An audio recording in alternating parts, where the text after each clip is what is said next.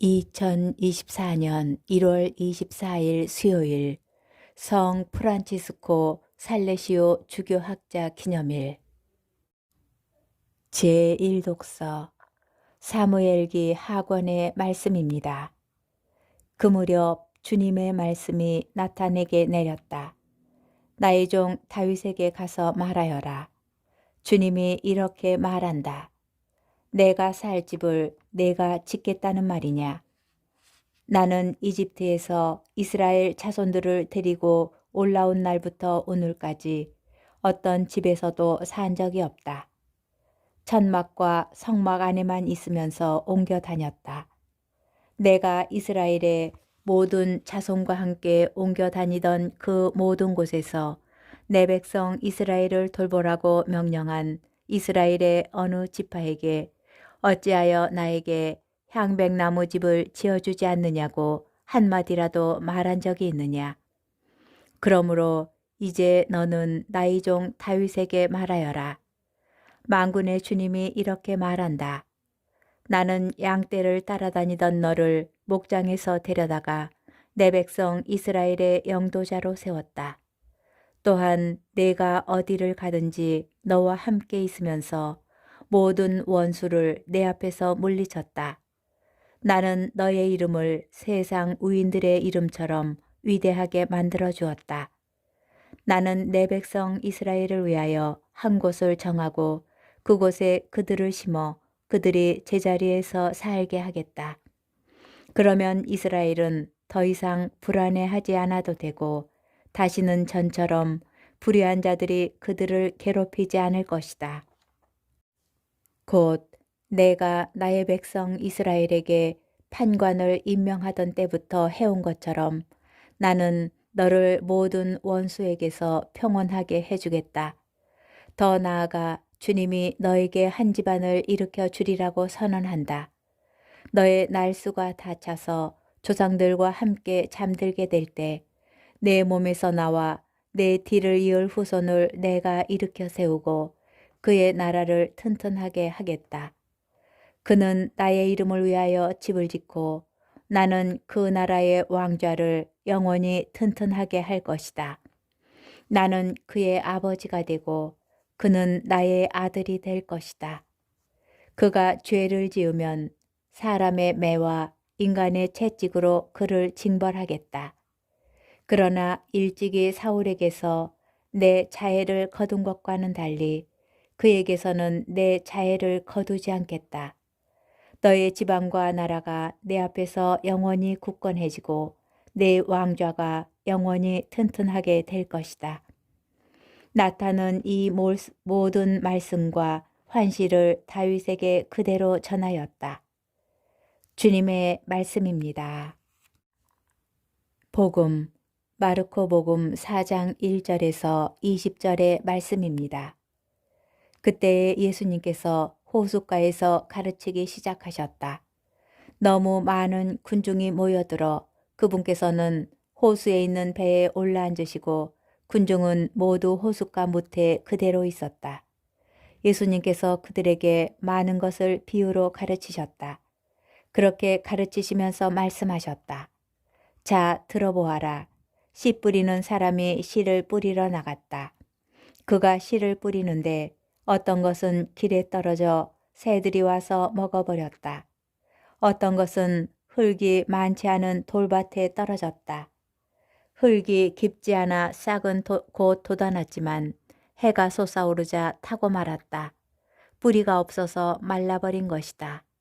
또 어떤 것은 가시덤불 속에 떨어졌는데 가시덤불이 자라면서 숨을 막아버려 열매를 맺지 못하였다. 그러나 어떤 것들은 좋은 땅에 떨어져 싹이 나고 자라서 열매를 맺었다. 그리하여 어떤 것은 30배, 어떤 것은 60배, 어떤 것은 100배의 열매를 맺었다. 예수님께서는 이어서 말씀하셨다. 들을 귀 있는 사람은 들어라. 예수님께서 혼자 계실 때 그분 둘레에 있던 이들이 12 제자와 함께 와서 비유들의 뜻을 물었다. 예수님께서 그들에게 대답하셨다. 너희에게는 하느님 나라의 신비가 주어졌지만 저 바깥 사람들에게는 모든 것이 그저 비유로만 다가간다. 보고 또 보아도 알아보지 못하고 듣고 또 들어도 깨닫지 못하여 저들이 돌아와 용서받는 일이 없게 하려는 것이다. 예수님께서 또 그들에게 말씀하셨다. 너희는 이 비유를 알아듣지 못하겠느냐?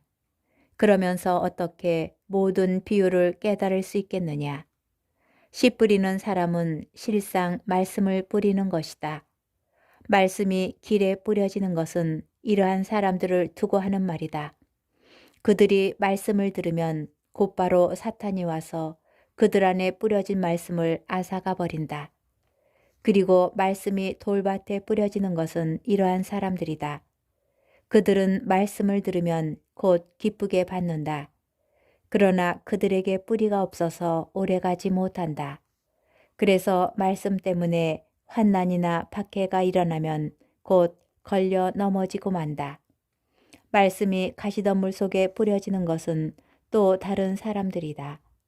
이들은 말씀을 듣기는 하지만 세상 걱정과 재물의 유혹과 그 밖에 여러 가지 욕심이 들어가 그 말씀의 숨을 막아버려 열매를 맺지 못한다. 그러나 말씀이 좋은 땅에 뿌려진 것은 이러한 사람들이다. 그들은 말씀을 듣고 받아들여 어떤 이는 30배, 어떤 이는 60배, 어떤 이는 100배의 열매를 맺는다. 주님의 말씀입니다. 오늘의 묵상. 좋은 땅의 기준이 무엇일까요? 예수님의 비유에서 길, 돌밭, 가시덤불, 그리고 좋은 땅은 모두 말씀을 듣는 사람들을 뜻합니다. 그리고 말씀을 들은 뒤에 그 말씀을 어떻게 대하고 간직하느냐에 따라 길, 돌밭, 가시덤불, 그리고 좋은 땅으로 구분됩니다.